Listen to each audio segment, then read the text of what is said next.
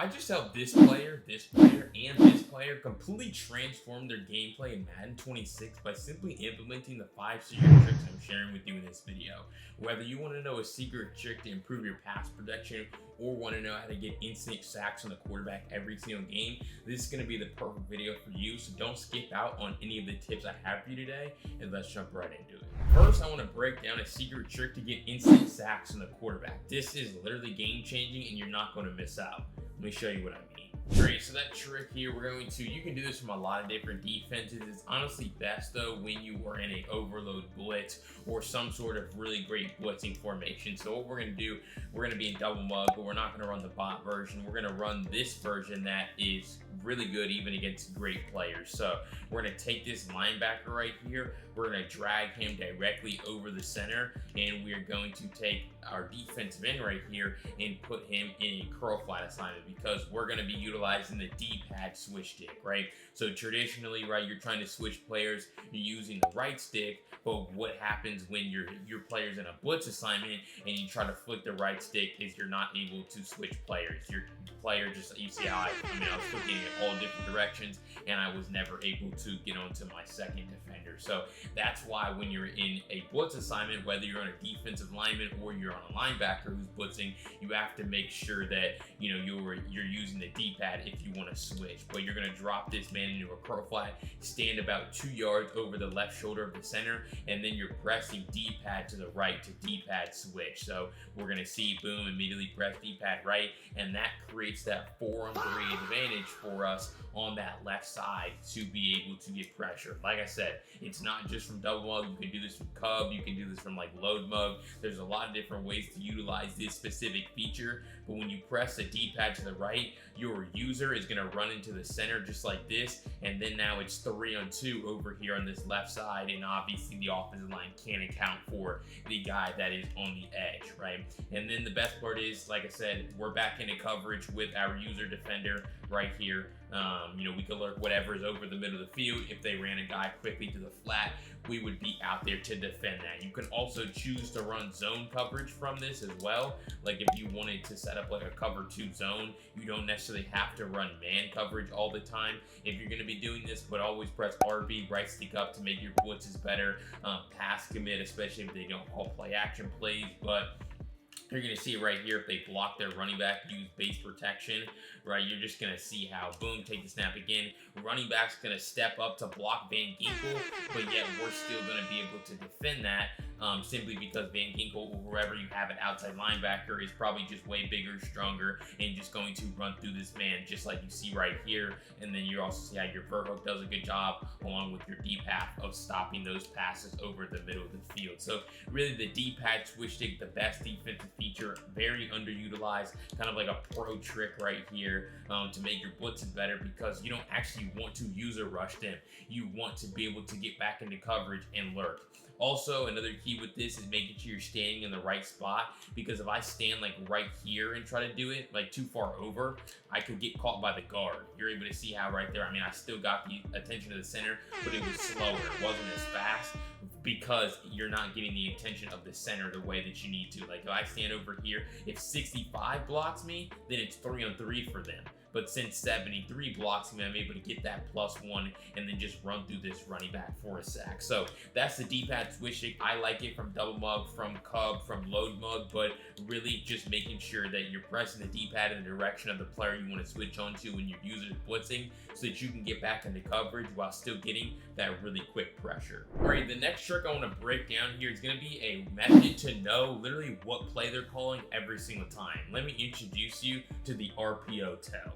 Alright, so if we come into really any RPO, if we see on offense, like if you're in offense, if you see the running back is the A button, if you go through all your plays when you're on offense, when the running back is A on this, that means it's an RPO like 95% of those plays, or 95% of the time, right? So how would you use that to your advantage on defense? Well, you're going to open the man coverage menu by pressing D-pad right twice, then you're going to press A or X, and then you're going to press the right stick up.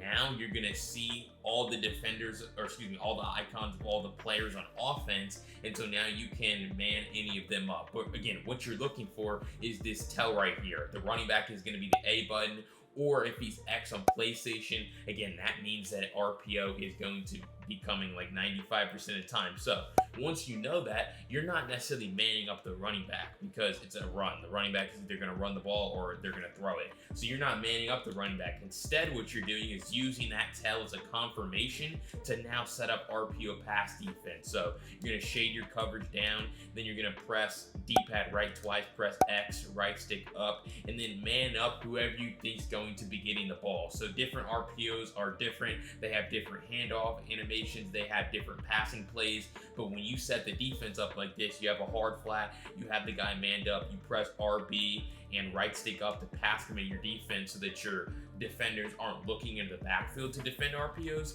Now you have really great RPO defense because you're able to stop that RPO pass. Now, it is a RPO, which means you still have to do a good job of stopping whatever run they have. But if you're able to see right here, as far as the pass goes, I mean, we really have two guys standing out here ready to make this play every single time to stop the RPO pass. So again, D-pad right twice, then press right stick up, then you see he's A, that's your tell, that's your confirmation. So now I'm going to man up my Y, whoever that slot receiver is, or whoever you think's getting the ball. It could be the tight end, it could be, you know, another slot receiver. It's really just dependent on the formation that they're in. But you're going to see how he's manned up. And so what I'm now going to do is I just have to now stop the run, because obviously now when they go to throw this ball, right, that pass is going to be taken away. And so you just have to do a good job of stopping the run with your user. So, I mean, that's really the RPO tell. Really great. This is going to work against every RPO in the game. Just because you don't get the RPO tell, though, doesn't mean it's not an RPO, right? So it could still be an RPO, maybe from like bunch tight end, trips tight end. But a lot of different formations have these RPOs that give you the tell, so you just use it to your advantage, and now you're able to set up really great RPO run defense and just run through that gap and bring that guy down. Really best way, most foolproof way to not only know it's an RPO, you can do that check every single time, every single play. I would recommend doing it every time down in the red zone, but you're able to see how both these guys making a beeline out here to stop this, and then my user is looping around to make this play, shoot that gap, and bring that guy down. So like I said, every time you think they're in an RPO heavy formation, also anytime they get down in the red zone, you need to make sure that you're ready and alert of an RPO, and that's where the RPO tell and the defense that you need to be using.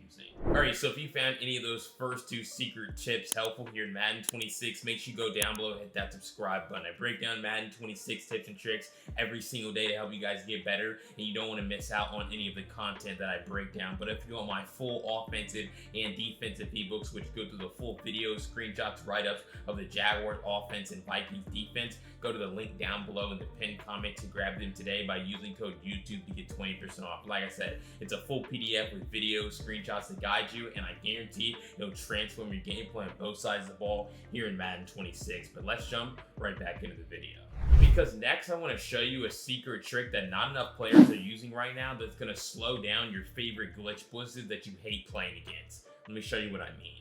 Alright, so we're going to come here into nickel or Tampa 2 right here, and we're going to come into from single mode with the Texas 4-man custom stunt. As we know, if you call like verticals, for example, right, just or any regular pass play, all right, and you use base protection, all right, we're just gonna have them in, or have the offense be in base protection, right, you're just gonna notice how this stunt is going to be an absolute nightmare. I mean, you see two guys come in clean, sometimes it's one, sometimes it's two, right? So this is an example of a custom stunt blitz.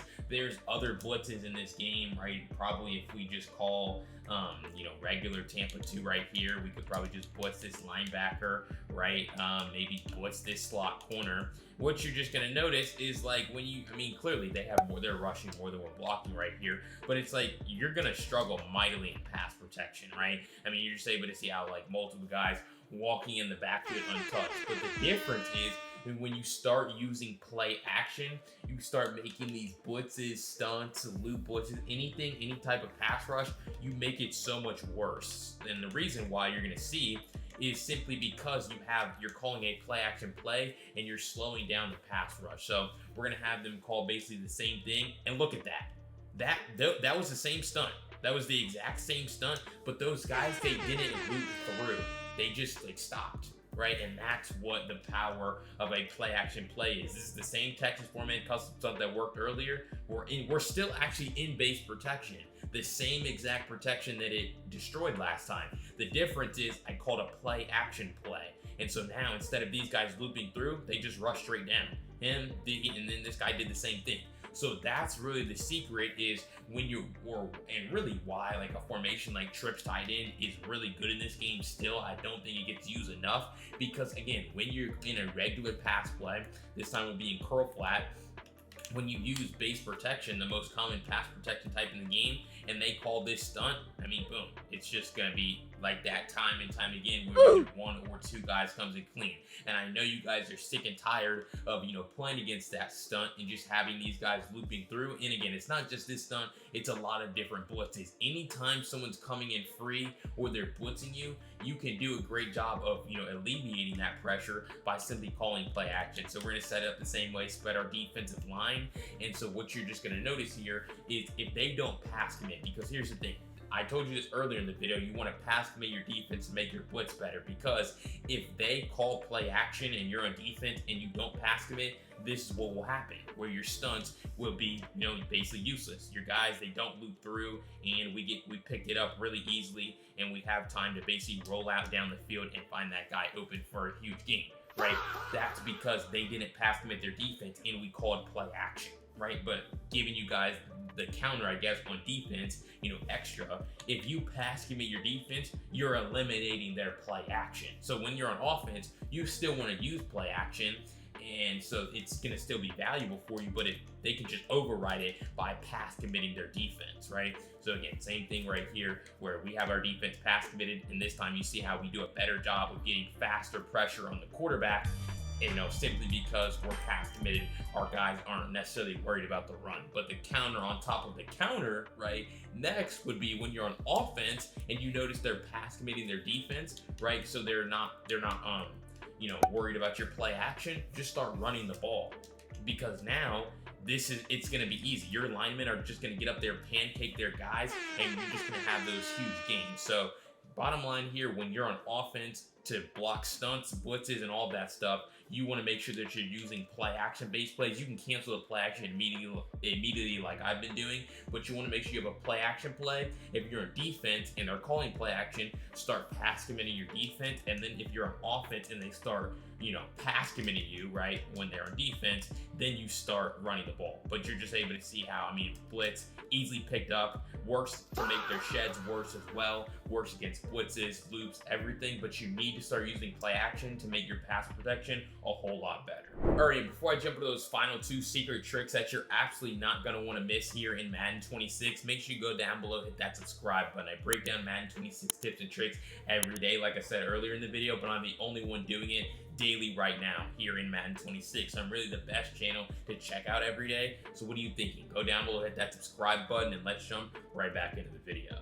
Because next I want to break down the best passing settings here in Madden 26 that so many players miss out on, and what makes them so useful. Let me show you what I mean. All right, so we talk about passing settings here. You can do this in the main menu, or you can come into a game, but you're gonna come into settings, you're gonna come into options, and it's placement and accuracy that you need to make sure you're using. Probably a lot of you guys have this on, you've probably seen someone else say to turn this on, but you don't actually understand what it means or why you should be using it. All right, the other passing types, I would never use revamp or classic. Placement is all right. It's similar to placement and accuracy. The difference is you obviously don't control your accuracy, and it says it leaves accuracy to be determined by a player rating. So if you have a trash quarterback in regs, right, it's going to be a whole bunch of inaccurate passes, right? Which is why I always want to have control of the accuracy of my passes, which is why placement and accuracy is the best. Pass lead increase on small. This basically makes your freeform better, allows you to put the ball in tighter windows in different spots. Overall just makes your, gameplay passing experience better. And then reticle speed on 8 out of 20. All right, so that's really what you're trying to use right here. And so what we're gonna, do is we're gonna have them in just random defense, and we're going to utilize freeform versus not utilizing freeform, right? So we're just gonna call our play, and the difference is you need to get the ball out in front of these receivers. You notice how that pass wasn't necessarily led in front of him. He kind of had to catch it, and then stop, right? And that's what allowed that defender to kind of make a play right there, right? As again, if we have like a tight end corner out, right, we want to be able to get that ball out in front of him. You see how that safety was rotating from across the field to guard him? Right, if we look at the instant replay right here, you see how Harrison Smith is rotating across the field. I need this ball to be over here. I can't have this ball just thrown right at him, which is typically what will happen if you're not using freeform. So they're going to be in man coverage again right here. And again, sometimes it's too tight of a window to even throw.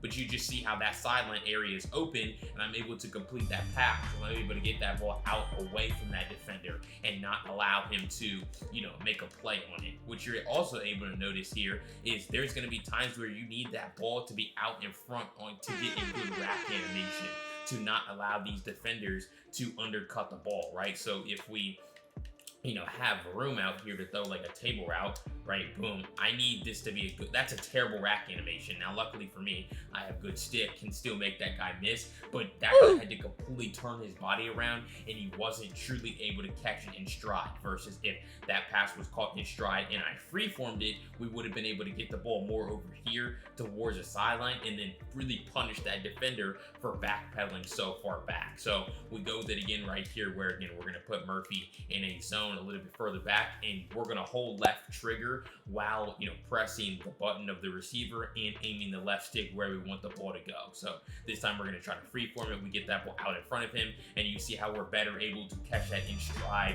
Still want to probably hit a skill move after the catch, but you're just trying to get as good of rack animations as possible, and that's again another terrible one where that defender is easily able to make that tackle or break that pass up simply because that ball is behind him. That was another one where I didn't freeform it. So this is going to be an example of where you really need to make sure you're using freeform. You're able to see how we're able to get that ball out. That's a beautiful rack animation, and because of that, we're able to not lose any of our momentum. We don't lose our momentum. We're able to catch it in stride, and that's what allows for us to just juke this man out very easily. He's running full speed, catches it, still running full speed, hit that juke. If this pass was behind him, slowed down, right? I mean, it would have given the defender, more of an opportunity to make that play.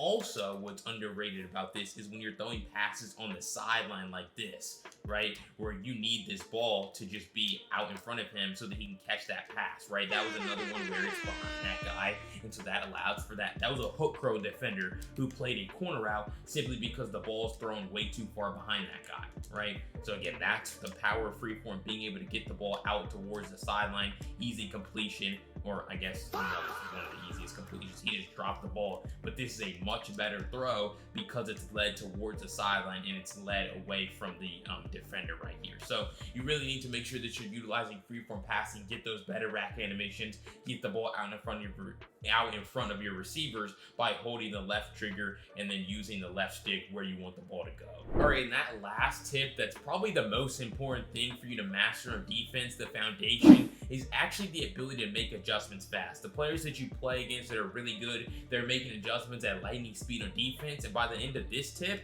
you're going to be doing the same thing. Let me show you what I mean. All right, so this is going to be a great example of this, right, where quick adjustments are so important. So regardless if, let's say, for example, they came out in bunch, then they audible to trips, right? You can run cover 2 against bunch, right? Especially if you have, cover 2 on the bunch side, you're able to man guys up, whatever. You can't run cover 2 against trips, right? What you're just going to notice right here is there's going to be a wide open hole shot on the sideline for easy completion, right? That's Harrison Smith, one of the best safeties in the game, but also recognize that seam pass is open. You're basically, against cover 2, you're basically making him pick his poison, right? Or the offense would, because now you're just going to also see how that pass is wide open in the middle. So he can take away the sideline all he wants, but that pass right there in the middle is still open. So the offense basically gets to choose which one, they want to throw to, just depending on where he is. So that's really what makes cover 2 bad against trips. But, empty is really good against cover 2. So you can't run cover 2 against empty either. So that's why you have to be able to adjust your defense on the fly, because again, they can audible to it, they can flip, or they can come out in that formation, but you didn't recognize their formation, and now you're kind of in just bad defense. So never run this defense against this formation. So you have to adjust your defense. The problem though is if I told you to turn this defense into a cover 3 on the left side, what you would do is click, click, click, click. Okay, now outside third.